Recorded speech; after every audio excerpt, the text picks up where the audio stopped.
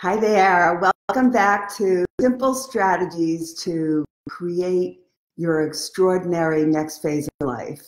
Today, I want to talk to you about friendships and why they're so important. They're actually so important throughout the entire life cycle. And it's something that you want to make sure is in your life experience, that you have friends to call upon, to connect with on a regular basis, because without them, your life, without friends, we tend to be less healthy, happy, and it actually has been shown, according to some really important research, even impacts our longevity.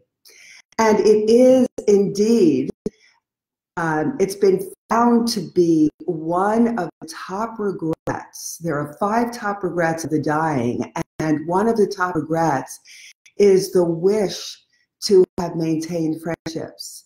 And, the truth is, as we get older, it becomes even more important to help us through life challenges and losses and whatever it is that we're facing, even the joyous moments. We want to celebrate with people that are in our lives that matter. And when we've cultivated these friendships and taken care of them, they become really woven into the fabric of our lives and emotionally just extremely important. There's an African saying, proverb, that is, if you want to go fast, go alone. If you want to go far, go together. And I have found in working with clients over the years that it is one of the keys to their happiness, no matter what else is going on in life.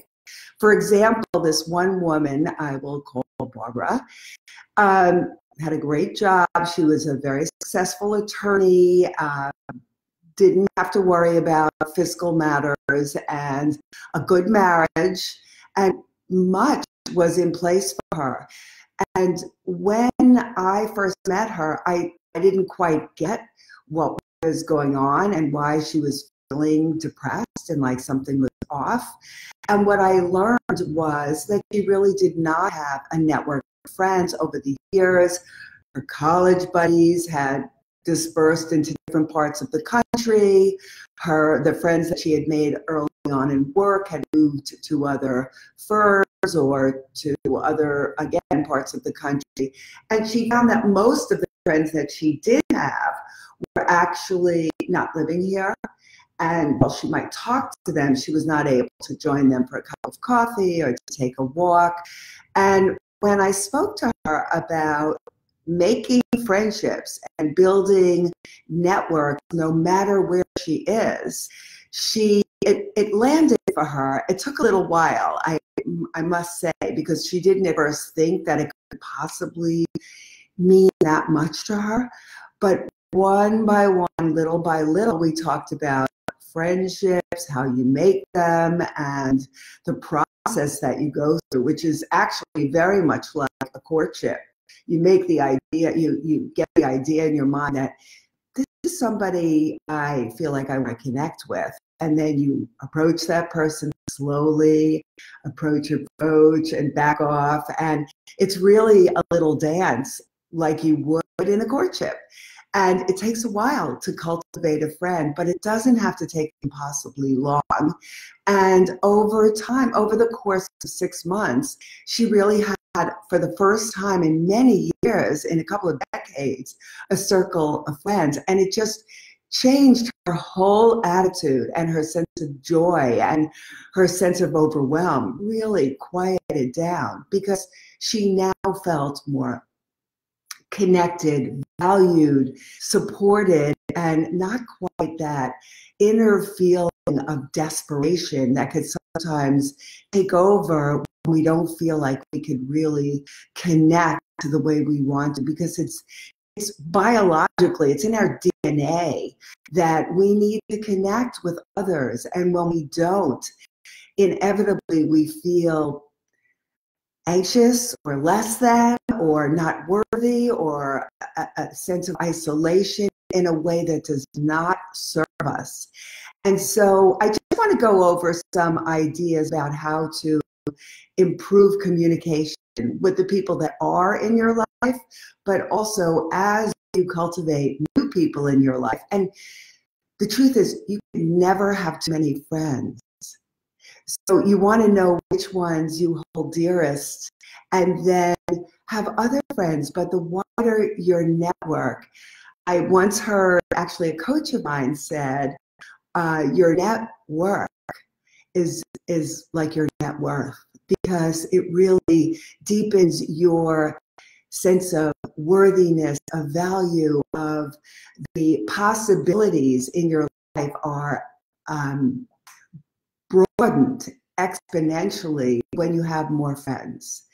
So one of the ways to improve communication so that people want to connect with you is to strengthen your capacity to listen. We all know that, we've all heard that, but I mean on a really profound level, to listen generously with your mind, your body, and heart. And rather than thinking about what you're going to be saying next, to really let whatever the other person is saying to you land.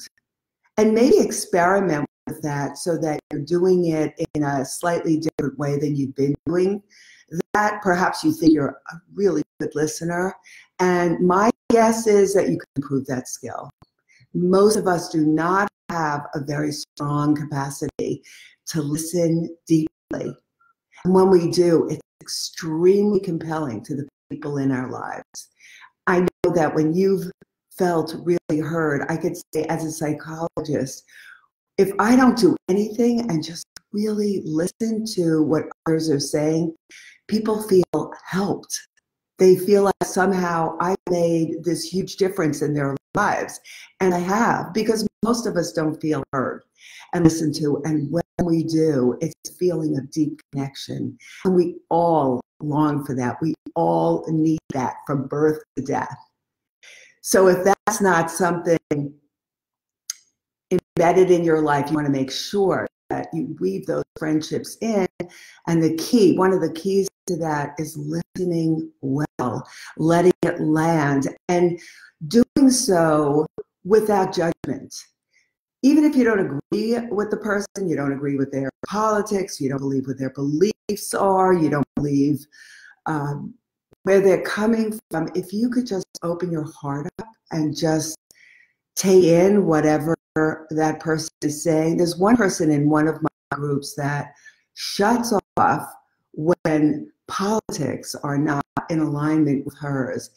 And what we've been talking about lately is the way she blocks out opportunities for connection that might be surprising. Sometimes we think we really know how it's going to play, and until we drop into our hearts, open ourselves up, we really cannot be sure. So I encourage you, no matter what, to open your heart up. Another piece of this is not to gossip.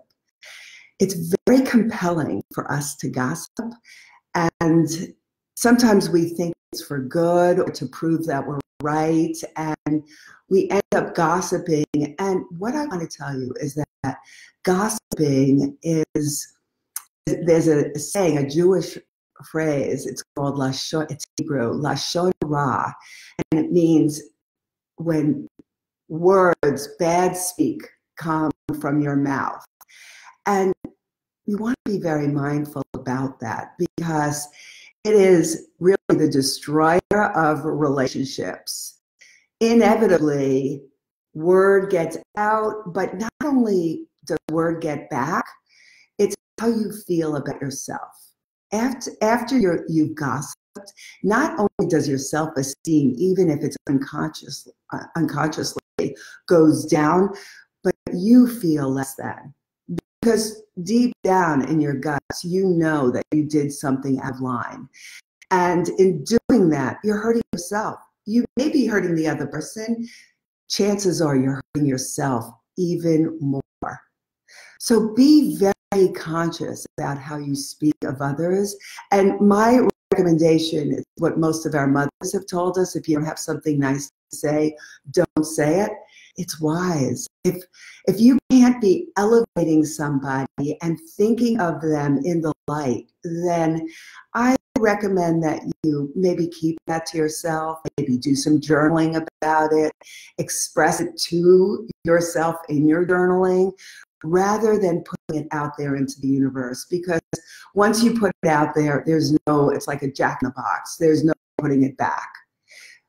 So don't gossip is the bottom line. Speak well of people. And then lastly, and this is hard, all of these are hard. What I recommend is that when you speak to others, you speak from your authentic self. So you're speaking your truth, yet framing it kindly.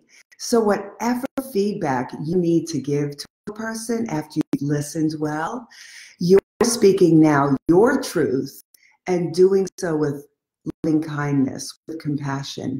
And when you do that, you'll find that you deepen connection with others, because it's so compelling when you speak your truth and don't do it in a sarcastic way, a contemptuous way, a critical way, a judgmental way, but really in an effort to deepen connection. And those three pieces of communication, if you weave those into your life, into your everyday, you'll find that creating deeper connections and friendships is much easier.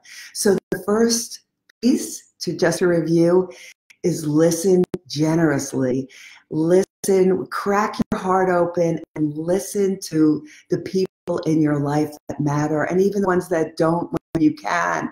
Listen to them, take it into your heart. What are they saying? Listen with your mind, your body, your heart.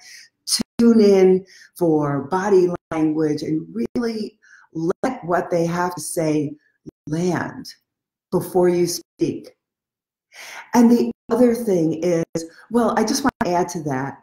The other thing is to not take what other people say personally, because chances are, if you take things, when somebody is speaking to you, it's about their own life situation. It's about their own circumstances. And so often we take those things on as if it's about us, and it rarely, if ever, is. It's about the other person's life circumstances. And if you could kind of let that be your truth, that this is not about me, this is about them, then it opens up your capacity to listen.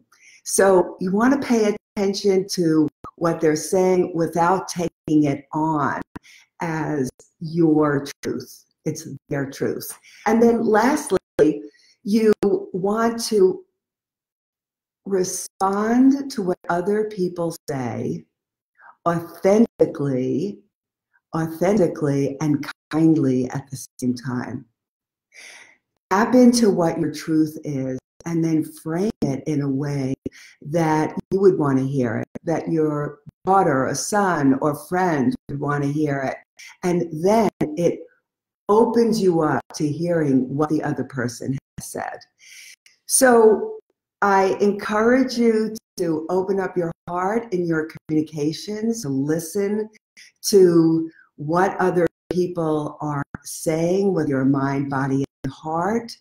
And then when it's your turn to give feedback, or when it's not always your turn to give feedback, when you are operating in a way and ready to give feedback, make sure that you're speaking your truth and not just being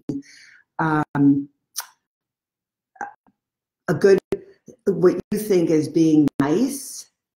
I would recommend that rather than just being nice, that you be kind and truthful and tap into that place, because then connections, it builds trust and connection. So I hope that this makes sense, and that I'd love to hear your feedback about any aspect of this, about building friendships, what that means to you. How do you communicate with your friends? What do you find really works? And what's the most powerful way you've kept your friends over the years?